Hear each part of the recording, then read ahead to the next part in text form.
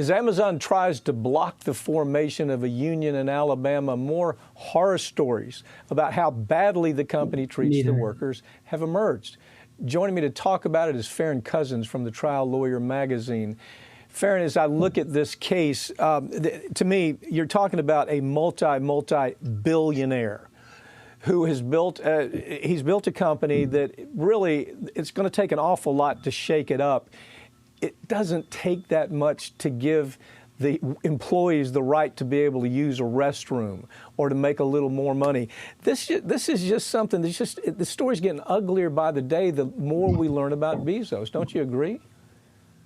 Oh, absolutely. I mean, it's, you know, what we're learning right now is actually just more about the company's dirty tricks. You know, not just with the attempt to unionize down there in Alabama, but just overall in general, what this company has been up to. First of all, they've got this army of online trolls right now going around trying to trash Bernie Sanders, trying to trash any Amazon critics. They're posing as workers of Amazon, but they've all been basically exposed as these, you know, spam accounts that Amazon created. Behind the scenes, Jeff Bezos is furious about all the negative publicity that there's getting. And he has ordered people to go out and do these things, do these Twitter accounts, work on the public relations angle by trying to say things aren't as bad as, say, workers having to defecate in bags or pee into bottles.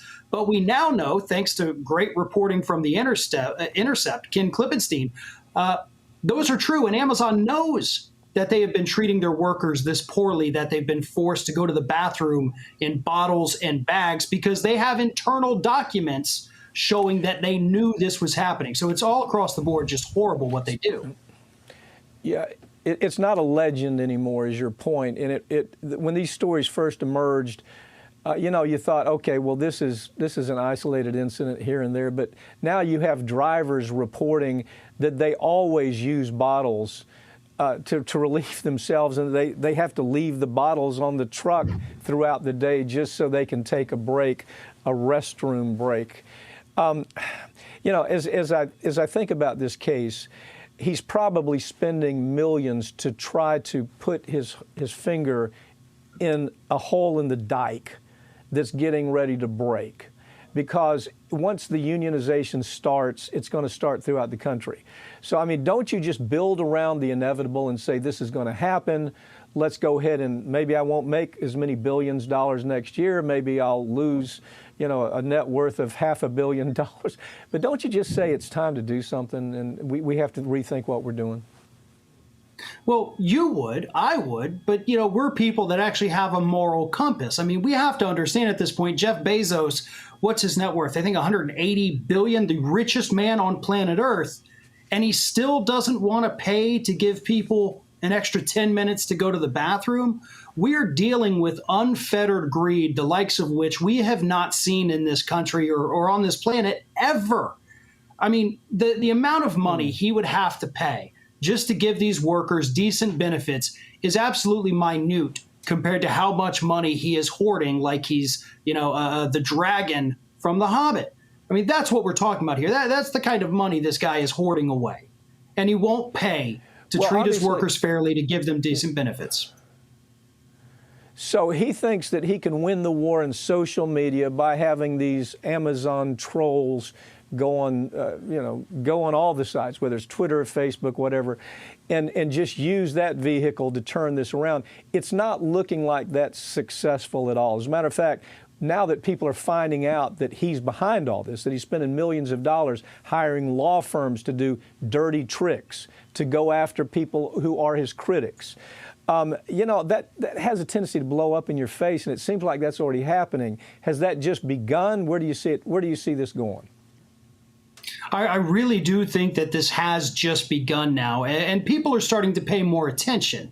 And that's the best part of all of this. You know, people didn't necessarily care so much when it was, oh, maybe they'll get a union, maybe they won't. That's kind of boring to the public. But once we see this multi-billionaire, richest guy on the planet, engaging in these tactics that other corporations do as well, by the way, suddenly it becomes an international story and people get a clear glimpse of what's actually happening. Yeah. A new voting law is being dubbed the new Jim Crow. It's caused a media frenzy and actually resulted in the arrest of a state representative. But anti-voter legislation is nothing new in the state of Georgia. Joining me to talk about this is investigative journalist Greg Palast, who's been tracking voter suppression efforts for 20 years.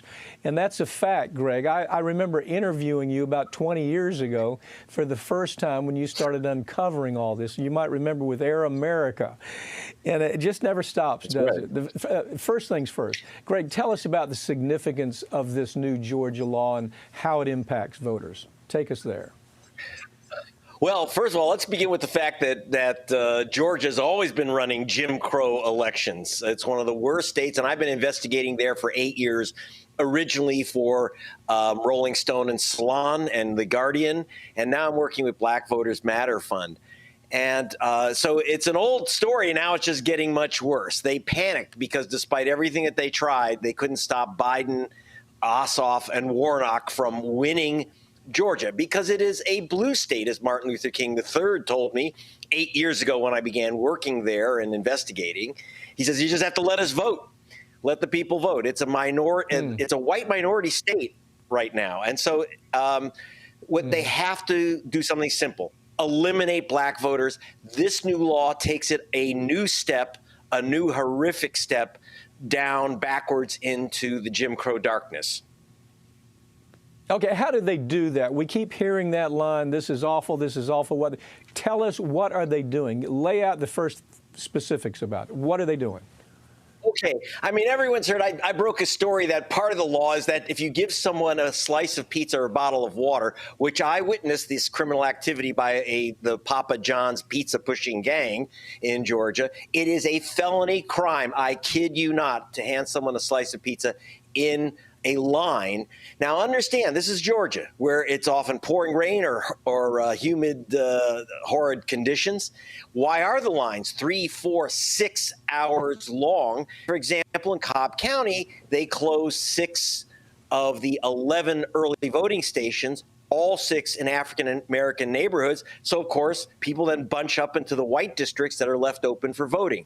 The new law reduces the number of hours for early voting. This will make the election day lines longer. It also severely cuts back on drop boxes because, you know, the Postal Service has been a nightmare. So people trying to mail in their ballots, mail them in, you just put them in a drop box, which are, by the way, watched 24/7 by cameras. They're highly secure. No one's ever said that there's an illegal vote put in those boxes. But now they've made it 2 things. They've reduced the number of boxes by about 2/3 in the big cities, that is, which means voters of color, the color being blue, by the way. They've reduced the number of drop boxes. They reduced the number of early voting hours, again crushing the lines. And even more horrendous, they have now said that any voter, and this has been unnoticed so far, Mike, any voter may challenge an unlimited number of other voters challenging their right to vote on whatever specious grounds they come up with. And this is not theoretical. In the 2020 election and then especially in the 2021 runoff for the U.S. Senate, a group called True the Vote, a Tea Party spinoff, True the Vote, challenged, are you ready for this? 364,000 voters. They challenged 364,000 voters' right to vote. Okay, so in the time we got left, tell the viewers what that means. Do they stop them in line and say you can't? Tell us how this works and how it chills the process, if you would. Well, what they did was they came up with this cockamamie list. And, you know, it used to be you could challenge a voter, but you had to know the voter. Say, oh, that guy doesn't live here anymore. Or, you know, he was convicted of a felony or something. They removed that restriction. See, the 346,000 challenges didn't go through.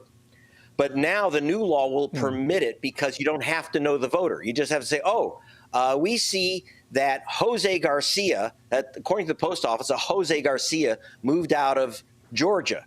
Well, Jose Garcia is actually a common name, but not for Republicans. So this is the type of challenge that they're mounting. We're talking about 1/3 voters. We expect them to challenge.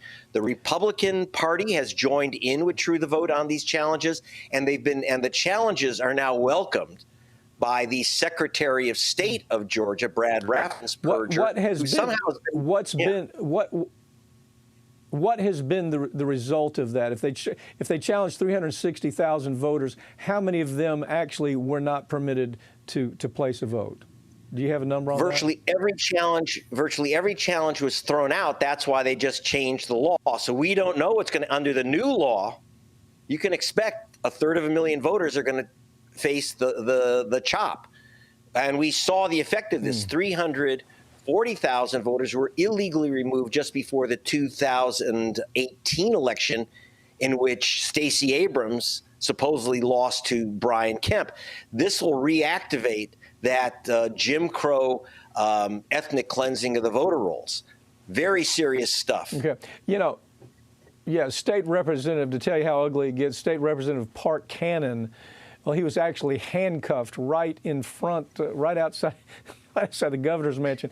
Tell us about that a little bit. What happened there? Well, Park Cannon. That's the second time. What he's trying to do is the governor was holding a signing of the bill, which is usually, it's a public event by law and tradition.